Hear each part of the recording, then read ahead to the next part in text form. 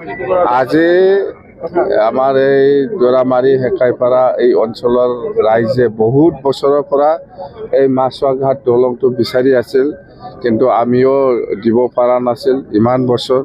যেন হওক দেৰিকৈ হ'লেও আমি আজি ইয়াত মাছুৱা ঘাট যিটো দলং এই গৌৰাং নদীৰ ওপৰত এইটো আমি উদ্বোধন কৰিব পাৰিছোঁ।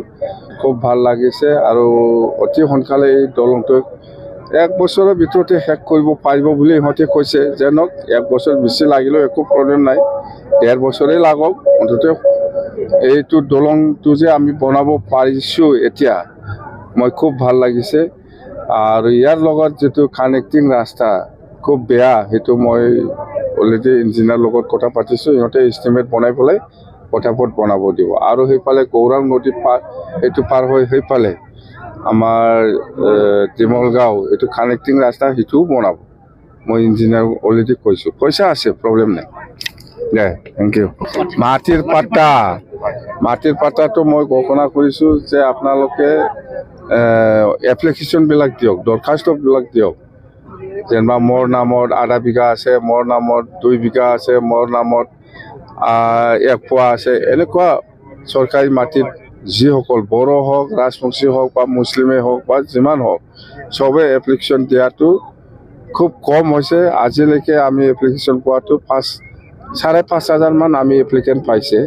এইটো অতি সোনকালে জানুৱাৰী 10-15 ভিতৰত আমি দিম ফাৰ্ষ্ট ফেজ হিচাপে, আৰু বাকীটো আমি কণ্টিনিউ কৰি থাকিম।